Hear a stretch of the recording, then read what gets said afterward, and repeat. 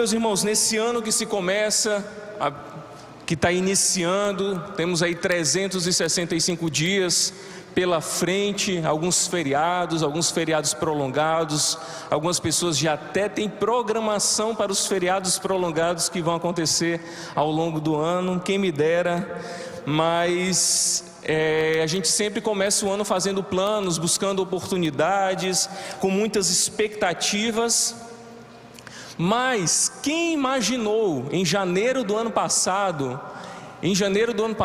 que 2020 seria esse ano que foi?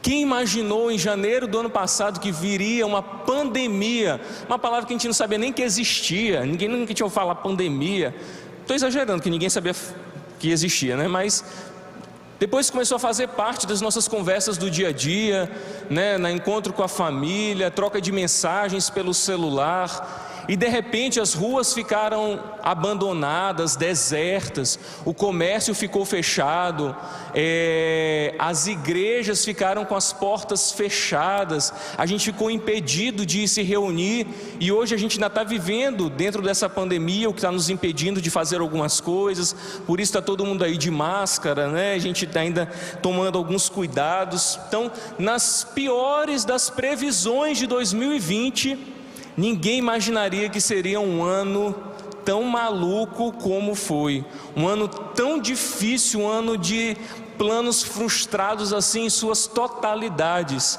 Quem, meus irmãos, imaginaria isso há um ano? E aí, traumatizados por 2020, a gente começa 2021 com um pouco de pé atrás. A gente começa um ano sem querer planejar muito, porque a gente já sabe que não é tão fácil assim, a gente não tem tanta segurança dos dias que virão, a gente não tem tanta certeza dos próximos meses, a gente não sabe o que vai acontecer nem mesmo daqui a pouco quando a gente sair daqui. Imagina os próximos 11 meses, a gente está no primeiro mês do ano, esses próximos dias que virão.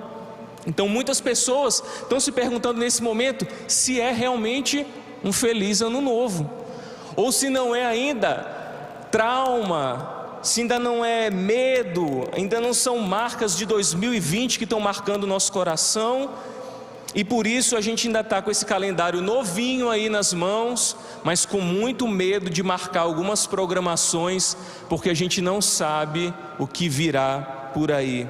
A gente tem agora um novo ano, mas tudo ainda é incerto. E essas incertezas, muitas vezes, é que vão colocar em xeque a nossa fé. São essas incertezas que vão colocar a nossa fé contra a parede, em muitas situações. Tememos o futuro, tememos as pressões, tememos o desconhecido. Ao mesmo tempo, a gente precisa lidar com as doenças, com as dificuldades financeiras, com as perdas, com o luto, com as cobranças, com as metas que nós precisamos bater. Além de toda essa insegurança, existem todas essas questões particulares das nossas vidas que a gente precisa trabalhar, que a gente precisa lidar. Parece que tudo isso que existe colabora ainda mais para que a gente tenha mais medo, para que a gente tenha mais insegurança e para que a gente não viva de uma maneira tranquila. Porém, existe um detalhe muito importante diante de tudo isso que eu estou falando. É que se não fossem todas essas adversidades, se não fossem todas essas pressões, se não fossem todos esses medos, inseguranças, incertezas, a nossa fé não poderia ser forjada. Se não fosse todas as aflições, todas as adversidades que nós vivemos, a nossa fé não poderia ser fortalecida. Então são as pressões do mundo, são as inseguranças da nossa vida, é que vão trazer para nós fortalecimento espiritual. E há cerca de 2000 anos, alguns cristãos da região norte da Ásia Menor também passavam por aflições, também passavam por insegurança, também passavam por incertezas, passavam por perseguições. E esses irmãos aflitos por todo esse contexto que eles estavam inseridos, precisaram então receber um encorajamento, precisaram receber então uma orientação para a vida deles. O ambiente que eles viviam, não cristão, a sociedade na qual eles estavam inseridos, era de todas as formas pressionava aqueles cristãos a viverem de uma maneira diferente daquela que o Evangelho propunha. Aqueles irmãos eram questionados sobre a sua moralidade, porque eles viviam diferente daqueles que não conheciam a Cristo. Aqueles irmãos eram questionados sobre o seu modo de viver no dia a dia. Eles eram acusados até de canibalismo, porque na reunião deles eles bebiam sangue e comiam o corpo de alguém lá que os outros que não eram cristãos não entendiam. Era esse ambiente que esses cristãos viviam. Então o apóstolo Pedro, um dos principais líderes do cristianismo do primeiro século, escreve essa carta para encorajar esses irmãos, para dar ânimo para eles, para que eles, diante de todas essas circunstâncias, diante de todo esse contexto que eles estão inseridos, desse mundo não cristão, de pessoas que zombavam da sua fé, que desprezavam, que criticavam o seu comportamento, eles permanecessem firmes. E eu quero que você dê uma olhada rapidamente, eu tinha separado, mas como está com problema aí, olha na sua Bíblia então, no capítulo 5, no versículo 12, para a gente perceber aí, compreender a finalidade dessa carta. Por que que Pedro então escreveu essa carta para os cristãos daquela região nesse período? No versículo 12, não, está no e-mail lá, baixei lá, está com... no versículo 12 então da primeira carta, no capítulo 5, olha o que Pedro, no final da carta ele dá um motivo pelo qual ele escreveu essa carta. Ele diz: com a ajuda de Silvano, a quem considero irmão fiel, eu lhes escrevi resumidamente, encorajando e testemunhando que esta é a verdadeira graça de Deus. E aí ele diz o quê? Mantenham-se firmes na graça de Deus. Esse é o motivo pelo qual Pedro escreveu para aquelas igrejas. Esse é o motivo pelo qual Pedro escreveu todo esse encorajamento, toda essa instrução.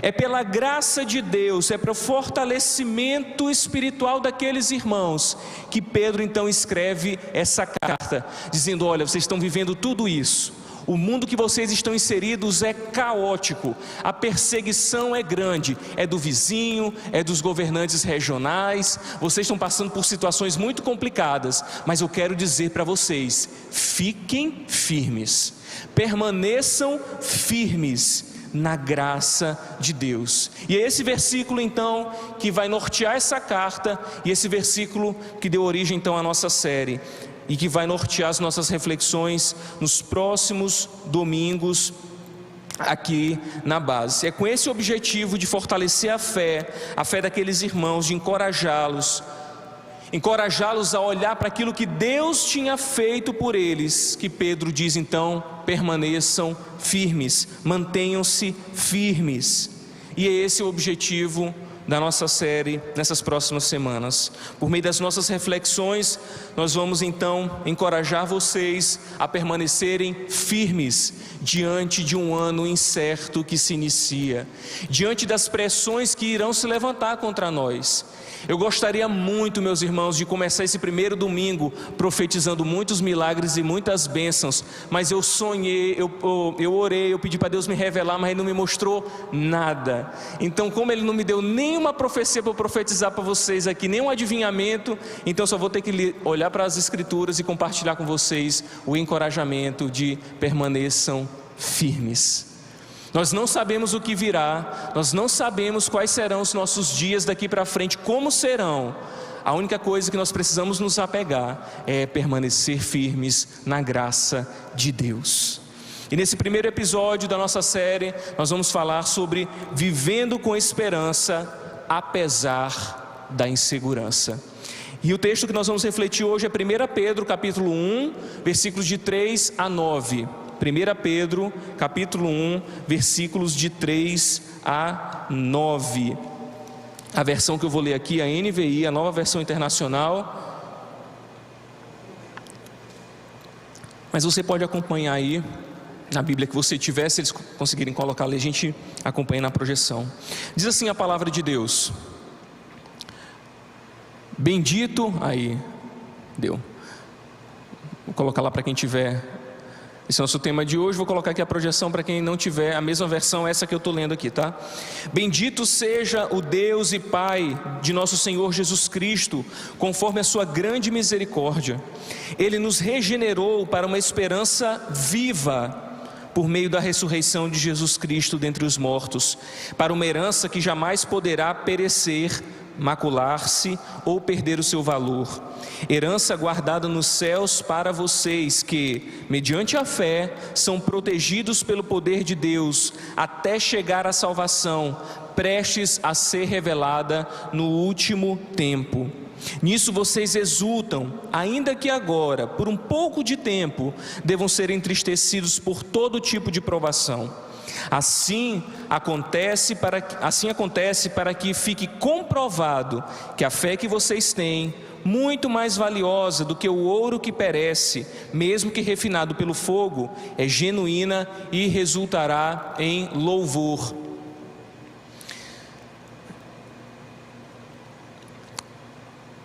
Em louvor, glória e honra quando Jesus Cristo for revelado.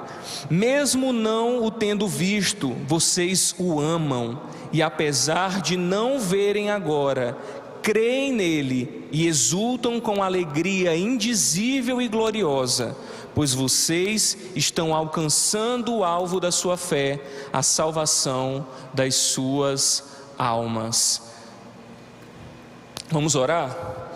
Senhor Deus, Pai de bendita misericórdia e de infinita graça, nós te agradecemos pela tua palavra, que é inerrante, infalível, suficiente, inspirada e que é o nosso bom alimento. Que o teu Espírito Santo fale conosco, nos dê a compreensão necessária e nos faça refletir sobre as Escrituras, Pai. Que traga a transformação que nós precisamos e o alimento para o nosso espírito. Para a glória do teu Filho Jesus, nós oramos com fé e com alegria. Amém.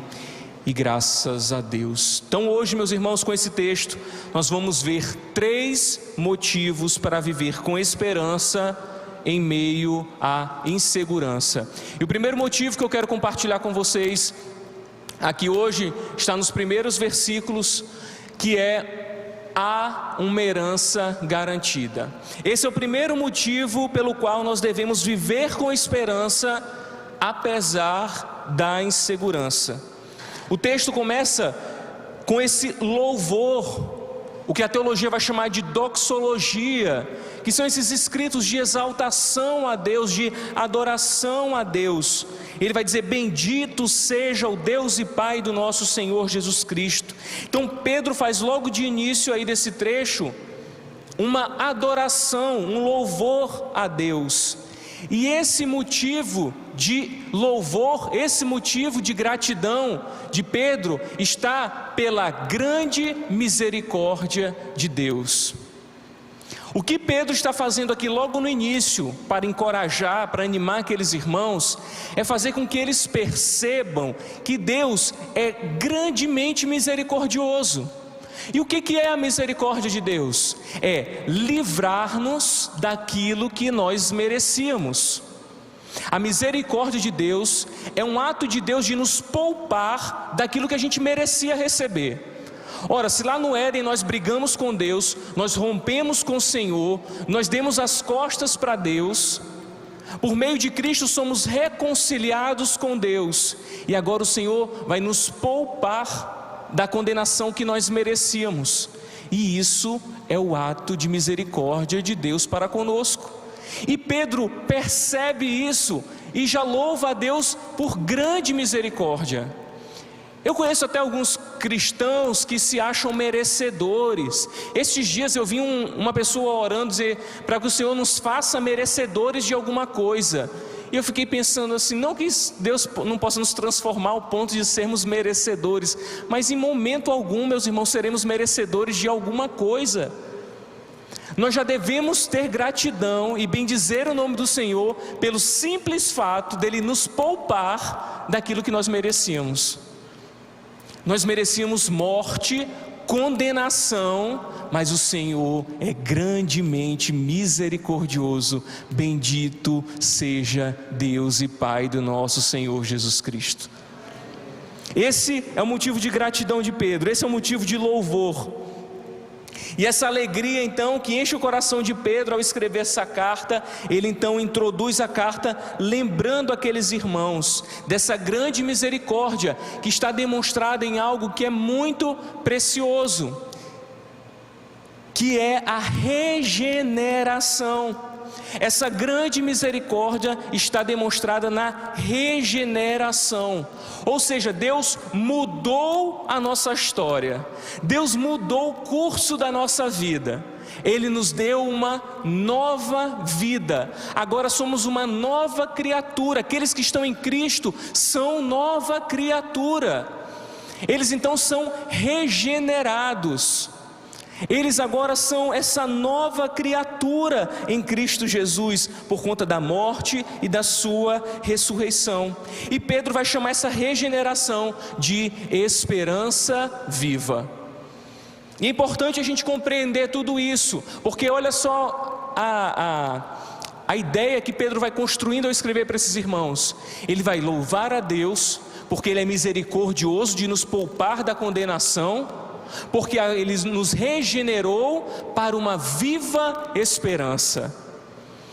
É difícil às vezes na igreja a gente falar de esperança, porque o mundo ele vive vendendo uma esperança que não é viva. O mundo ele oferece uma esperança que ela é como um vapor, que ela não é segura, que ela é fugaz.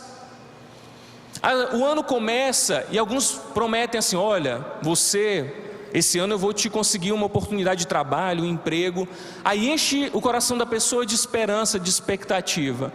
Mas aí as circunstâncias, sei lá, ou a mentira mesmo, falta de caráter, vai fazer com que aquela pessoa que prometeu um emprego não cumpra essa promessa. Ou então você mesmo cria esperança em algumas coisas que vão surgindo ao longo da caminhada, mas você não tem garantia de que aquilo vai acontecer. A gente agora está numa expectativa da vacina, por exemplo, todo mundo criando muita esperança de que a vacina vai nos livrar de fato, não sei nem se do coronavírus, mas pelo menos da máscara, né? Está vacinado, tira a máscara, não sabe se a gente vai ter coronavírus, vai pegar, mas pelo menos se livrar da máscara é o que todo mundo se importa. A gente coloca esperança nessas coisas, e quando elas não dão certo, a gente acaba não tendo mais esperança em nada. Mas Pedro está pregando para esses irmãos, enviando essa carta, dizendo que a esperança que ele está falando para eles é uma viva esperança.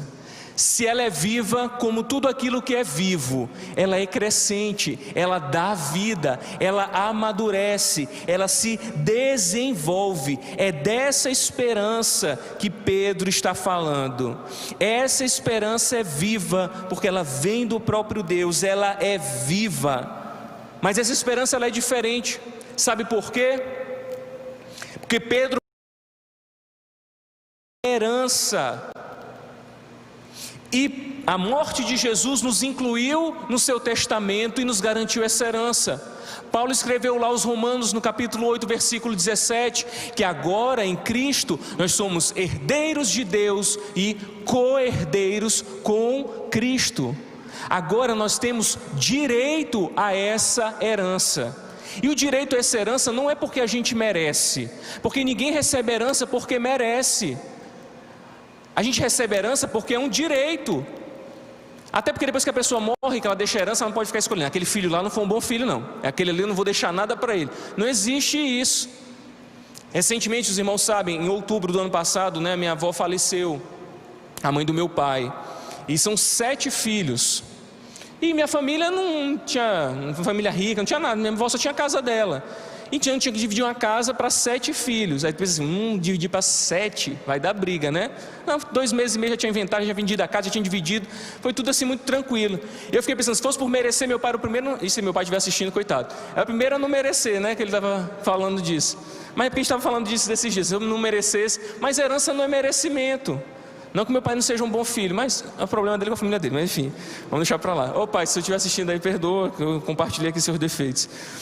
Mas é que a gente falava desses dias, porque filho não é merecimento, né? Porque meu pai saiu muito cedo de casa, ele falando como criar filhos, e cada um tem um destino, mas no final todo mundo é filho igual. Isso é interessante, a gente estava refletindo, essa que era a reflexão, não era se meu pai era um bom filho ou não, mas porque herança não é porque a gente é um bom filho, e Deus, nossa, como o Clóvis é maravilhoso, esse aqui vai receber minha herança. Não, herança é direito, e é um direito que Jesus conquistou por nós, não é um direito conquistado pelo nosso esforço, e nós nos tornamos então herdeiros, temos direito a essa herança por aquilo que Jesus fez.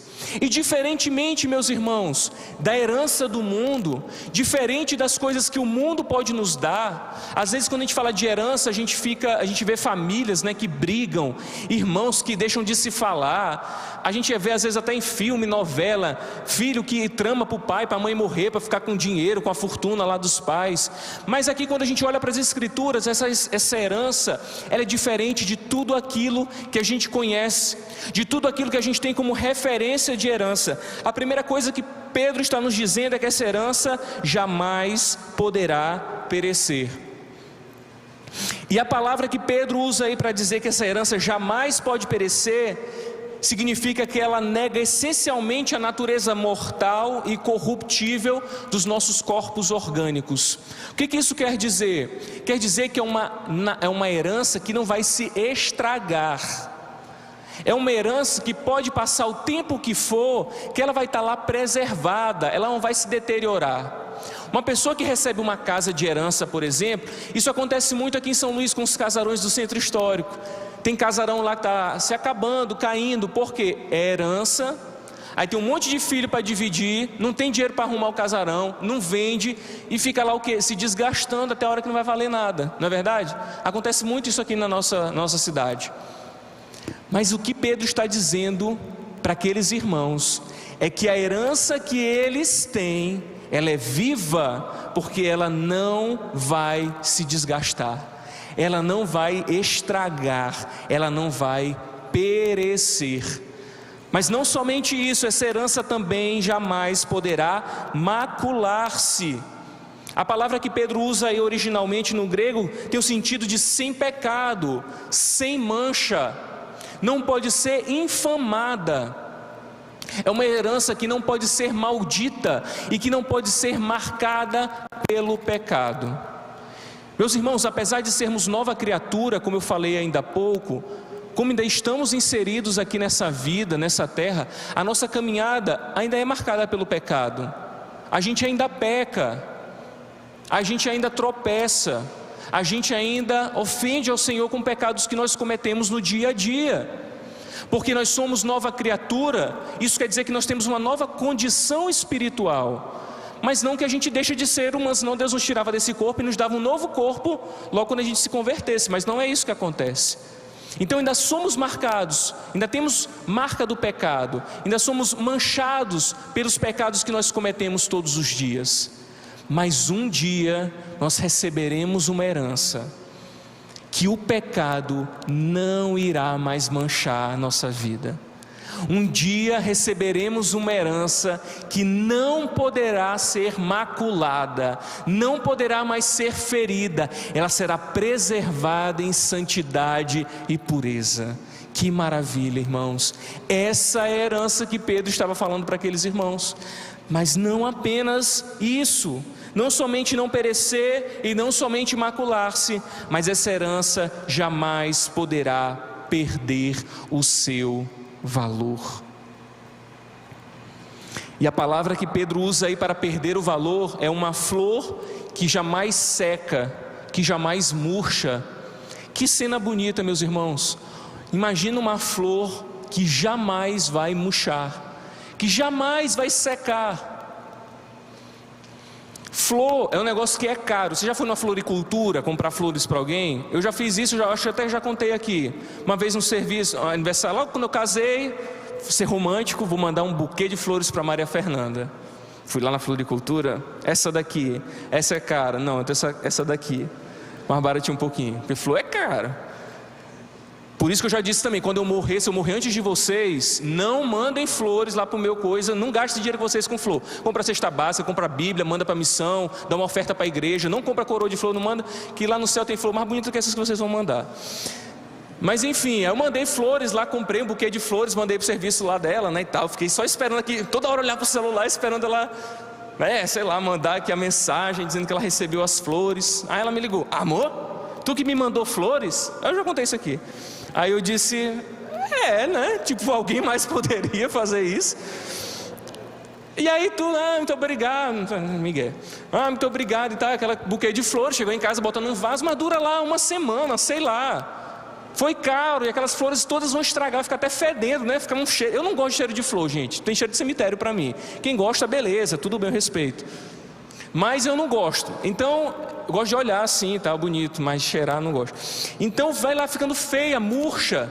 Mas Pedro está dizendo que a herança que Deus tem para os seus filhos é como uma flor, bela como uma flor, mas que jamais vai murchar, jamais vai perder a sua beleza, jamais vai secar.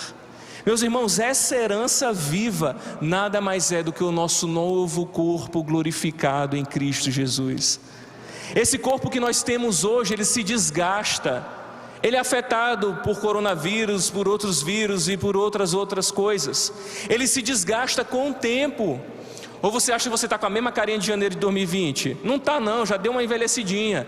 Por mais que você não perceba.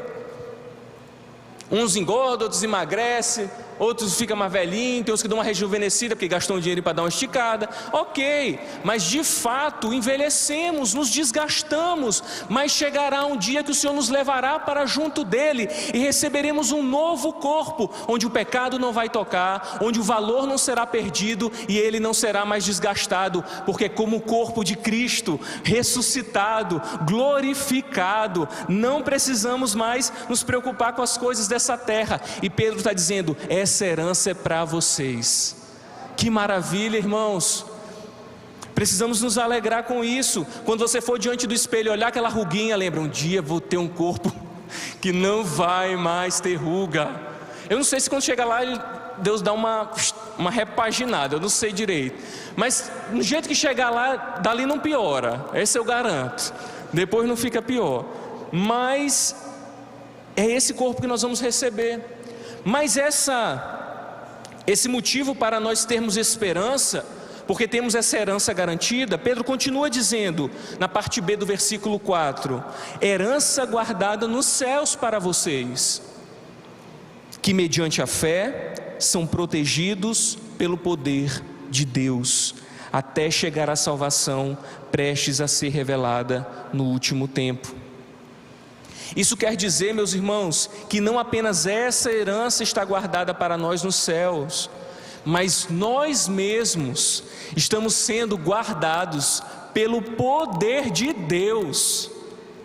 E esse guardado aí, a palavra que ele usa é um termo militar, que quer dizer que tem guardas. Claro que no sentido figurado, mas o sentido é esse, de que existe uma guarda montada a nos proteger, a garantir que as promessas que Deus tem para nós não serão perdidas. As promessas que Deus tem para o seu povo não ficarão no meio do caminho. Que essas dificuldades que eles estão vivendo, essa insegurança que eles estão inseridos, não compromete a herança que está garantida. Louvado seja Deus por tamanha bondade. Isso vai acontecer, estamos protegidos, isso tem acontecido, somos protegidos pelo poder de Deus até chegar à salvação, prestes a ser revelada no último dia. Só uma explicação rápida sobre o que está dizendo aí no final do versículo 5, né? Pelo poder de Deus até chegar à salvação. Mas eu aprendi que a salvação é um ato de Deus, que Deus me salva, e eu já sou salvo, e eu estou salvo. E como é que é até chegar à salvação? Quando a gente olha para o Novo Testamento, a gente vai ver que salvação vai aparecer em alguns aspectos diferentes. De fato, a salvação é um ato de Deus. Deus nos regenerou, Ele nos salvou. E aquilo é um ato, está garantido. É o Senhor quem nos dá e nada pode nos tirar da sua mão. Mas a salvação aparece no Novo Testamento em alguns textos, em contextos diferentes, em aspectos, em características dessa salvação. Uma delas é a justificação. Então somos salvos nesse momento que somos tornados justos por Deus, naquele momento que a condenação não existe mais sobre nós e o Senhor então nos justifica, somos salvos. A salvação também pode aparecer como santificação, que é esse processo que nós vivemos aqui nessa vida, de nos tornarmos cada vez mais parecidos com Cristo, nos livrando do pecado, nos livrando das marcas, das nossas tentações e vencendo e glorificando a Deus em cada uma dessas vitórias. Esse processo de santificação é o que Paulo vai dizer que é um desenvolvimento da nossa salvação. Não é que a salvação, você está sendo salvo no sentido que você só tem parte dela. Você está meio salvo. Não é nesse sentido, mas é no sentido de que você está desenvolvendo a sua salvação, porque já que você é salvo, agora você se santifica. E também a salvação como glorificação, que é como a gente está vendo aqui Pedro falar, que é naquele último dia, quando Jesus virá buscar a sua igreja, os que estarão vivos, e ressuscitar aqueles que estão mortos e levar para junto dele. Nesse dia a nossa salvação será consumada. De fato seremos salvos e seremos levados com Cristo para a sua presença. Isso também é a salvação no sentido de glorificação. Então nesse texto a gente está vendo aí que essa salvação prestes a ser revelada no último tempo. Então é a consumação da salvação e não que vocês estão caminhando e lá no final vocês vão ser salvos. Tá bom? É uma garantia que nós temos, mas ela vai ser consumada no final dos tempos, na volta de Cristo. Meus irmãos, e qual a importância de tudo isso para a nossa vida, para os nossos dias? É que a certeza de que recebemos essa herança e de sermos guardados pelo poder de Deus deve ser para nós um motivo de grande alegria. Warren Wiersbe diz que se o sofrimento de hoje representa a glória de amanhã, ele se torna bênção para nós. Hoje nós vivemos num mundo de insegurança, de incertezas, mas quando nós olhamos que há uma herança garantida para nós, nós devemos nos alegrar no Senhor. Essa herança está garantida. As pessoas sem Cristo, elas também passam por aflições. As pessoas sem Cristo também passam por dificuldade. Ou pode ser até que você olhe para alguém, para um ímpio, para alguém que não tem Jesus, que ainda não conhece o Senhor, e diz assim: rapaz, aquele cara ali não vai nem para a igreja e a vida dele é tranquilona, e eu estou aqui sofrendo. Ou então olha, rapaz, olha aquele miserável, rapaz, a vida dele dá tudo certo, eu estou lá na igreja, eu vou para o culto, eu dou meu dízimo e só boleto aqui em casa. Sabe, a gente... eu sou envolvido, eu sirvo no ministério, mas aquele rapaz lá, aquele meu vizinho é alegre, é feliz, sabe, às vezes a gente olha para as pessoas que não têm Cristo e pensam que a vida delas às vezes pode ser até mais fácil do que a nossa, e pode ser até que seja. A diferença, meus irmãos, é que as pessoas que não têm Cristo, elas já receberam a glória delas aqui nessa terra, elas já receberam. Mas nós que estamos no Senhor, sabemos que existe algo depois dessa vida. E esse algo depois dessa vida não é momentâneo, é eterno. E ainda que nós não recebamos nessa vida glórias e descansos e milagres, um dia desfrutaremos somente do gozo eterno ao lado do Senhor. Então não olhe para o mundo ou para as pessoas que não têm Cristo e tenha inveja. Não olhe para essas pessoas e questione a Deus por que isso acontece com ele, que nem te busca, Senhor, e olha para mim. Não, olhe que você tem uma herança garantida para você, que não vai perder o valor, que não vai perecer, que não vai macular-se. Essa herança é somente para os filhos de Deus.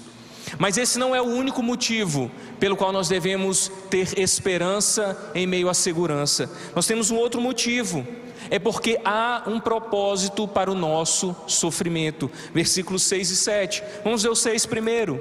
Nisso vocês exultam, ainda que agora, por um pouco de tempo, devam ser entristecidos por todo tipo de provação.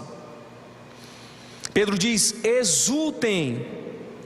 E o texto continua: ainda que agora, por um pouco de tempo, devam ser entristecidos por todo tipo de provação. Pedro, nesse texto, está nos dando informações muito importantes a respeito do sofrimento. A primeira delas é que a alegria do cristão não tem a ver com a ausência do sofrimento. Ele diz: exultem, ainda que agora devam ser entristecidos.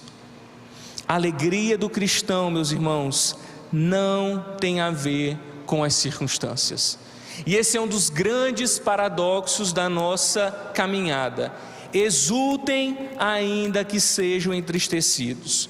O apóstolo Pedro está dizendo que porque vocês têm essa herança viva, porque vocês têm a garantia de que receberão aquilo que Deus prometeu para vocês, exultem, alegrem-se, ainda que vocês passem por todo tipo de provações e isso entristeça vocês. Davi então quer dizer que se eu estou doente, eu vou ficar sorrindo e feliz? Não. Isso quer dizer que se eu passo por um sofrimento, por uma tristeza, eu preciso soltar um foguete de alegria? Não. Porque a alegria que nós entendemos pelas Escrituras, pela Bíblia, é uma alegria que é fruto do Espírito em nossas vidas. E essa alegria, ela não está enraizada em nós, não está assegurada dentro de nós por aquilo que nós vivemos, mas por aquilo que nós somos. É porque estamos em Cristo há alegria no nosso coração. Não é porque a gente está bem, não é porque a gente está saudável. Ou todos os dias vocês estão radiantes de alegria, ou todos os dias as pessoas passam por vocês e dizem: lá vai aquele crente, ó, que pessoa feliz e alegre. Não, meus irmãos, tem dia que a gente está chateado, tem dia que a gente está triste, tem dia que a gente está para baixo. Porque Pedro está dizendo: ainda que vocês sejam entristecidos. E a palavra aí tem um sentido de depressão mesmo. Ou seja, ainda que a gente sinta na nossa carne uma dor, um sofrimento, alegrem-se no íntimo de vocês, por conta da herança viva, da esperança viva que vocês têm. Sabe um exemplo muito claro disso? É um velório de um cristão. Não sei se vocês já tiveram o privilégio, sim, o privilégio de ir no velório de um crente verdadeiro. E a tristeza de ir no velório de alguém que não tinha Jesus.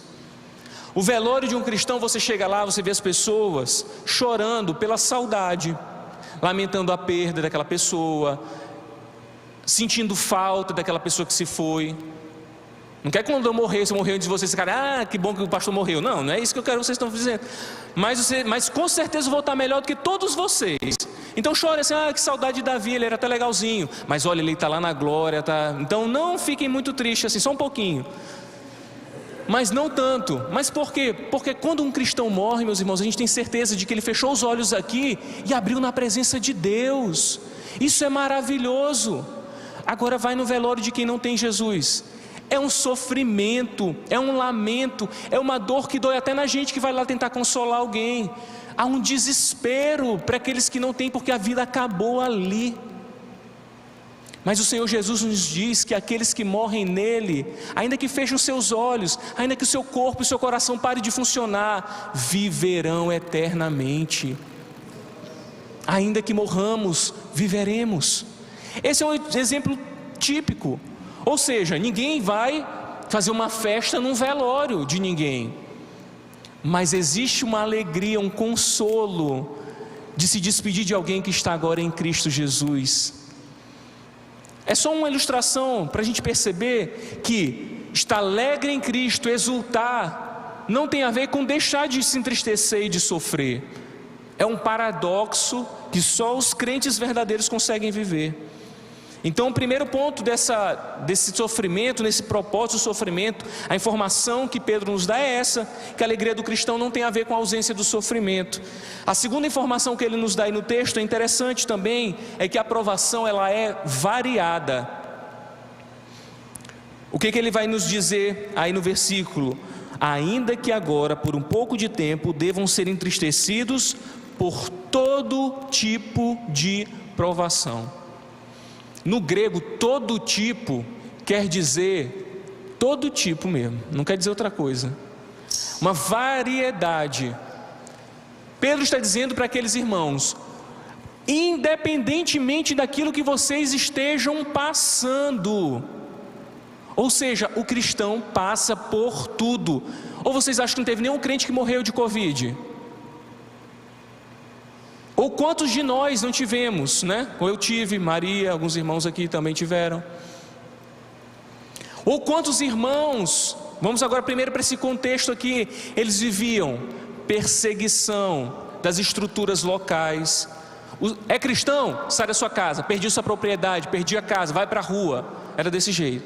Cristão, canibal, desprezado, não tem relacionamento, não tem comércio, é vendedor, não vamos comprar com eles.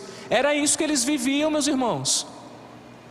Não sei se vocês viram nas agências missionárias divulgando no finalzinho do ano passado, cristãos da China, que o Partido Comunista pressionava a se livrarem dos seus símbolos cristãos, senão eles deixariam de receber os seus auxílios, tipo esse auxílio emergencial que o governo fez esse ano para a Covid. Gente, não segue só besteira não, segue também, eu gosto de seguir besteira também, de rir de bobagem na internet, mas segue também as agências missionárias para a gente orar por esses irmãos que passam por esse tipo de perseguição ainda no século 21. Eles precisavam negar a sua fé, porque senão um salário mínimo, R$600, só que lá no dinheiro da China, sei lá, chinês, sei lá como é que é o dinheiro de lá, eles iam perder aquele recurso. O que Pedro está dizendo? Ainda que vocês passem por todo tipo de provação. Meus irmãos, a gente perde pessoas, a gente perde emprego, falta dinheiro, falta saúde, nós sofremos dores, nós somos traídos, nós sofremos aflições, a gente é perseguido no trabalho, como qualquer outra pessoa, porque nós podemos passar por todo tipo, em todas as áreas de aflições. Existe um evangelho aí que prega que as pessoas que estão passando por aflições, ou elas estão em pecado, ou elas não estão seguindo algum ritual aí direito da igreja. Mas isso é uma heresia, isso é uma mentira, porque a palavra está nos dizendo que nós passamos por todo tipo de provação. Então, quando alguma coisa ruim estiver na sua casa, lembre-se que Deus ainda está presente, porque Ele sabe e às vezes nos coloca em todos os tipos de provações. E a última informação sobre as provações que Pedro nos dá aí é uma coisa boa. Agora eu vou dar um alívio para vocês. É que a provação tem prazo de validade. O texto está nos dizendo, versículo 6, nisso exultam, ainda que agora, por um pouco de tempo, vai acabar. Não sei se é amanhã, não sei se é esse ano, e eu não sei se é nessa vida, mas Pedro está dizendo para aqueles cristãos, estamos refletindo hoje nesse texto, e trazendo essa verdade para as nossas vidas, que todo tipo de aflição que nós somos colocados, que nós vivemos, é por um pouco de tempo. E que pouco de tempo é esse? Pode ser um tempo cronológico, mas a garantia que Pedro dá e que eu posso assegurar para vocês é que quando essa nossa vida aqui terminar, a nossa provação também vai terminar. No céu não tem provação, no céu não vai ter mais aflição. Porque você pode dizer assim, Davi está dizendo que é pouco tempo, mas você não sabe como é minha vida. Pedro escreveu isso aqui, mas ele não sabe da minha realidade. Pedro escreveu isso aqui, mas ele não sabe quanto tempo eu estou convivendo com essa situação. Pedro escreveu, mas não sabe a família que eu tenho, o chefe que eu tenho, a doença que eu convivo. Ele está dizendo que é pouco tempo, porque pimenta no olho dos outros é refresco. Não, meus irmãos, ele está dizendo que é por pouco tempo, na expectativa, se a gente está lendo todo esse contexto, de uma eternidade. Não importa quanto tempo esse pouco tempo é para nós, comparado com a eternidade, é só um pouco de tempo. Aguenta um pouco mais, fica firme, permaneçam firmes, é por um pouco de tempo. Aleluia. Às vezes, meus irmãos, nós pensamos que seria melhor se o Senhor nos livrasse de tudo isso, né? Às vezes era melhor: Senhor, afasta de mim todas essas provações. E quantas vezes, meus irmãos, nós buscamos ao Senhor somente para receber as bênçãos, para que Ele nos proporcione o milagre, o livramento. Quantas vezes a gente vem à igreja só porque a gente está passando por provação. A gente vem para a igreja só porque a gente está passando por tribulação, por dificuldade. Quantas vezes fazemos isso? E a gente pensa assim: poxa, Deus está dizendo aqui na sua palavra que todo tipo de provação, que eu tenho que me alegrar ainda que eu sofra, porque existe esse sofrimento. Esse negócio desse evangelho não é fácil, não. Eu não estou querendo isso aqui. Por que Deus não nos livra de tudo isso? Por que Ele não abre o mar para a gente passar, né? Por que Ele não nos faz andar sobre as águas? Aí Pedro continua e nos explica o porquê. Versículo 7: assim acontece para que fique comprovado que a fé que vocês têm, muito mais valiosa do que o ouro que perece, mesmo que refinado pelo fogo, é genuína e resultará em louvor, glória e honra quando Jesus for revelado. É por isso que a gente passa pela provação. É para que a nossa fé seja forjada. É para que a nossa fé diante dos olhos de Deus brilhe mais do que o ouro puro. Pedro usa aqui a figura do ourives, né, que utiliza a fornalha aquecida para tirar todas as impurezas do ouro. Então ele vai aquecendo aquela fornalha, e na medida que aquele ouro vai ficando mais quente, as impurezas vão subindo, ele vai retirando aquelas impurezas, o ouro vai ficando ainda mais puro, e ele vai aquecendo até a hora que não precisa mais aquecer. Assim também é conosco. O Senhor vai nos dando provações para que a nossa fé seja aprovada diante dEle. Meus irmãos, vocês que estão aqui, e os que não estão também por vários motivos, nós chegamos até 2021, estamos aqui ainda buscando ao Senhor, alguns aos trancos e barrancos, sem muita força para continuar. Mas se estamos aqui, o Senhor nos fortaleceu nessa caminhada, e o Senhor forjou a nossa fé. Hoje você pode olhar para a sua fé e dizer: louvado seja o Senhor que me fortaleceu diante da aflição. Não há um cristão melhor se ele não tiver passado pela fornalha da aflição. Não tem um cristão maduro que não tenha passado pelas adversidades dessa vida. Não tem um cristão que tenha a sua fé reluzente, brilhante, mais do que o ouro provado e aprovado pelo fogo, do que aquele que passou pela adversidade. Meus irmãos, às vezes eu vou visitar ou conversar com alguém que está doente, que está passando por uma séria provação, por uma imensa dificuldade. Eu converso muito isso com o Clóvis. A gente chega lá e diz assim: meu Deus, eu fui lá para dar uma palavra à pessoa, e a gente que sai de lá fortalecido, porque aquilo que a pessoa está passando, e ainda assim a fé dela está inabalável. Eu me envergonho diante de Deus. Eu digo: a minha vida é muito tranquila perto disso. E também Deus sabe o limite de cada um, né? O Senhor vai nos provando conforme a necessidade que nós temos de ser provado. Tanto é que a versão Almeida vai dizer aí que essa provação às vezes é necessário, a palavra que ela vai usar, porque às vezes é necessário que Deus coloque mesmo essa provação na nossa vida, para a gente ser forjado e trabalhado por Ele. Meus irmãos, é nessa fornalha, é nesse fogo que nós precisamos amadurecer e provar a nossa fé diante do Senhor. Se você tem passado por aflições, se você tem passado por diversas provações, nas mais variadas áreas da sua vida, olhe para o Senhor e diga: Senhor, prove a minha fé. Prove e aprove a minha fé.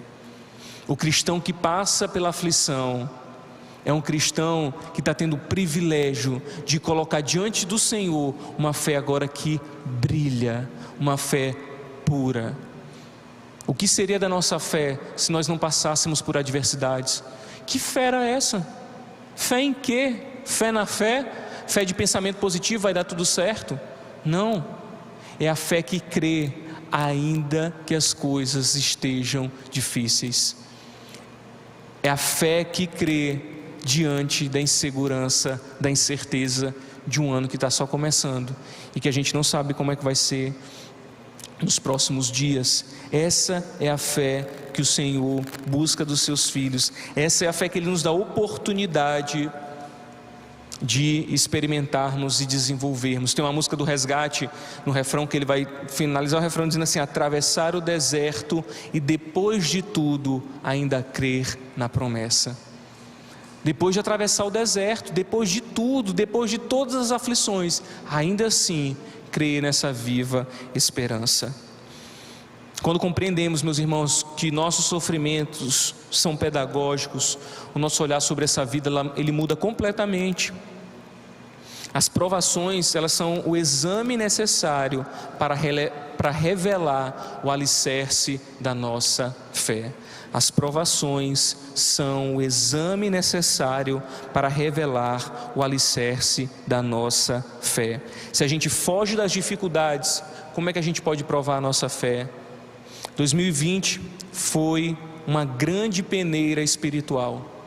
Pessoas desistiram da caminhada porque a sua fé não passou pela fornalha. Queimou lá, era impureza, era frágil, não estava alicerçada na rocha. Viva com esperança, apesar da insegurança, porque há um propósito para o seu sofrimento. E por último, viva com esperança, apesar da insegurança, porque no final há um pouco de futuro no presente. Versículos 8 e 9: mesmo não tendo visto, vocês o amam, e apesar de não verem agora, creem nele e exultam com alegria indizível e gloriosa, pois vocês estão alcançando o alvo da sua fé, a salvação das suas almas. Este é um dos maravilhosos mistérios da vida com Cristo. É poder viver um pouquinho do que é lá no tempo presente. É poder viver um pouco de eternidade nesse tempo que nós estamos inseridos. Primeiro, no amor por Cristo. Pedro está dizendo: mesmo não tendo visto, vocês o amam. Amar a Cristo é uma demonstração de fé, porque nós não vemos. Ou alguém aqui tem mais de 2000 anos? Não. Então ninguém viu Jesus, mas nós o amamos. Algumas pessoas duvidam da nossa fé e dizem assim: como é que vocês creem em Deus? A gente não só crê, a gente crê porque a gente conhece. Porque as pessoas que só dizem crer, elas não suportam as provações. Nós devemos conhecer e logo nós o amamos. Nós amamos a Cristo, e quando nós amamos a Cristo, nós recebemos o seu Espírito Santo, e em nós já há um pouco de eternidade. Mas também há um pouco de futuro no presente por conta da nossa fé nele. Ele diz: apesar de não verem agora, creem nele. Pedro está lembrando aqueles irmãos que eles têm amor pelo Senhor Jesus e que eles creem mesmo sem ver. Muito provável que esses irmãos aqui receberam a pregação de Pedro lá em Pentecostes, capítulo 2 de Atos. Lembram que a cidade estava lotada, mais de 3.000 pessoas se converteram. Depois elas voltam para suas regiões e provavelmente essas igrejas foram fundadas por esses irmãos que se dispersaram, que foram para as mais variadas regiões do mundo antigo, desse mundo do primeiro século. Eles não viram Jesus, eles não conheceram Jesus pessoalmente, mas eles creram, e por crerem nessa viva esperança, tinha um pouco de eternidade neles, e também na alegria em Cristo. Ele diz: exultam com alegria indizível e gloriosa. Uma alegria que só é possível para aqueles que creem sem ver e que amam também sem nunca ter visto. É alegria que as nossas palavras não podem traduzir, ela é indizível. É uma alegria que o mundo não pode nos oferecer, e devemos fazer isso, por quê? Porque vocês estão alcançando o alvo da sua fé, a salvação das suas almas. Mais uma vez, viu? Alcançando a salvação. Então Pedro está nos falando da consumação da nossa salvação, e esse é o alvo da nossa fé. O alvo da nossa fé, meus irmãos, não é conquistar coisas nessa vida. O nome disso aí é trabalho, é acordar cedo, é estudar, vai trabalhar. O alvo da nossa fé é a salvação, é a eternidade. Eu não estou dizendo que Deus não pode nos abençoar no nosso trabalho e a gente confiar nele, que ele nos proporcionará coisas. Não é isso que eu estou dizendo. Mas o que eu quero dizer é que o alvo da nossa fé está naquilo que é eterno. Muitos querem ter fé nas coisas terrenas, mas o alvo, a finalidade da nossa fé aponta para um futuro que já começou, e não é a música da Globo, um futuro que já começou, mas ainda não, porque ele só vai ser consumado na glória futura. E vale ressaltar aqui que o termo que aparece aí para salvação das suas almas tem um sentido de completude, a salvação da pessoa. Nós não cremos que Jesus salva a alma. Jesus salva a alma, aí lá no céu vai ter um monte de espíritozinho voando, um monte de alma. Não, o Senhor nos salva a pessoa. Teremos um corpo glorificado. Lembra quando Jesus apareceu ressurreto? Tomé tocou o quê? No espírito de Jesus?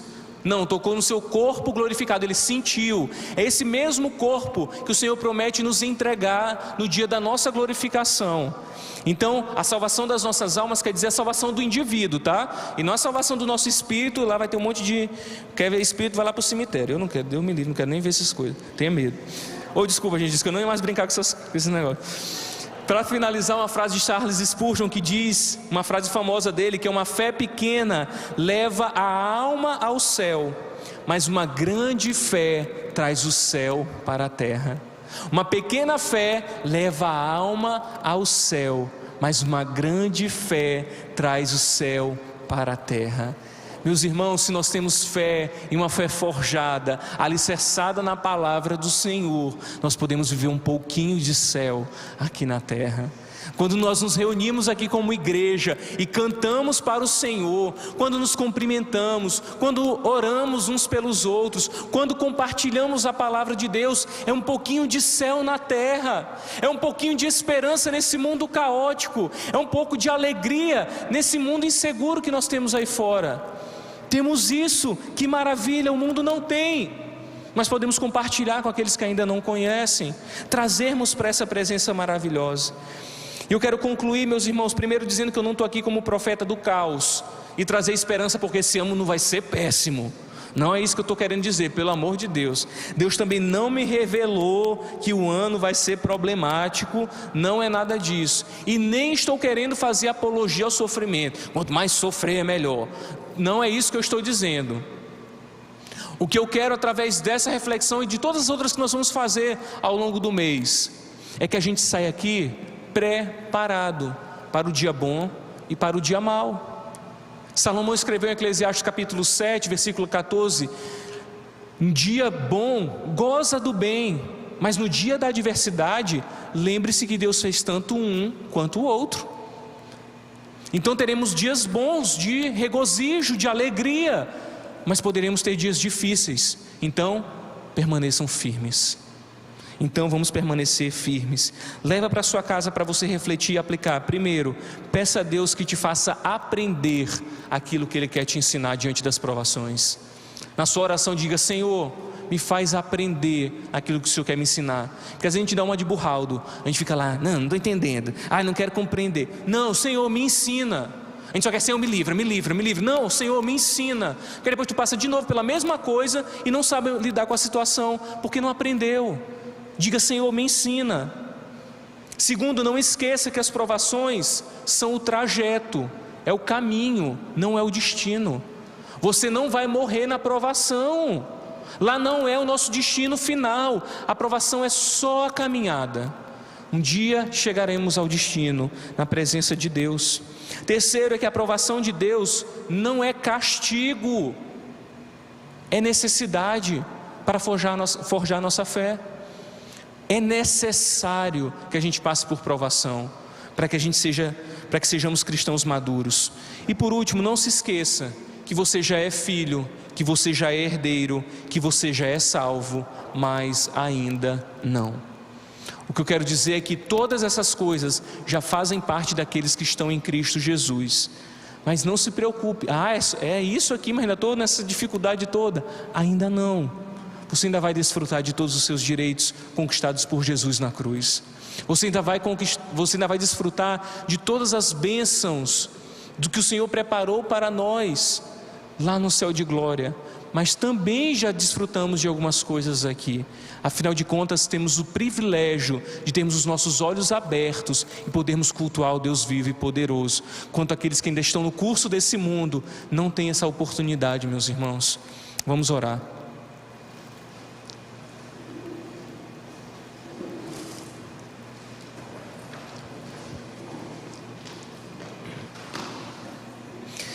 Senhor, que maravilhosa é a Tua palavra, que nessa noite nos dá esperança, Senhor, não de que os dias serão bons, não de que vai dar tudo certo na nossa vida, mas uma esperança que apesar da insegurança, que apesar dos dias maus, que apesar das dificuldades que podem se levantar, se nós estamos em Ti, Senhor, nós temos um olhar na eternidade.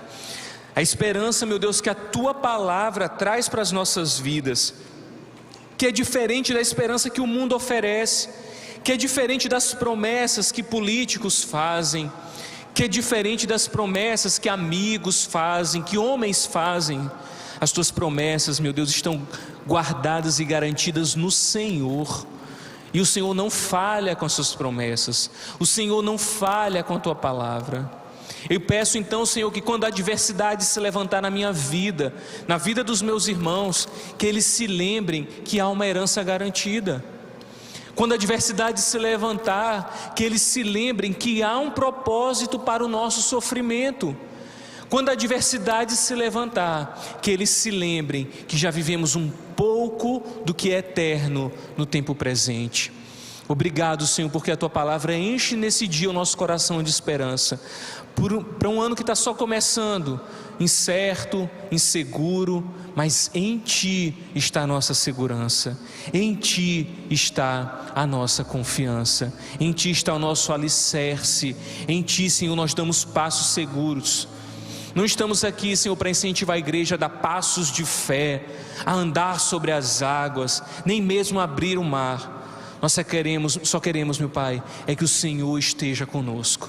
Nós só precisamos é que essa viva esperança esteja acesa no nosso coração, para que a gente fique firme, para que a gente permaneça firme na graça de Deus. Te louvamos, meu Deus, porque a Tua palavra é bendita e maravilhosa. Nós te agradecemos por termos acesso à Tua palavra, com gratidão, em nome de Jesus, amém.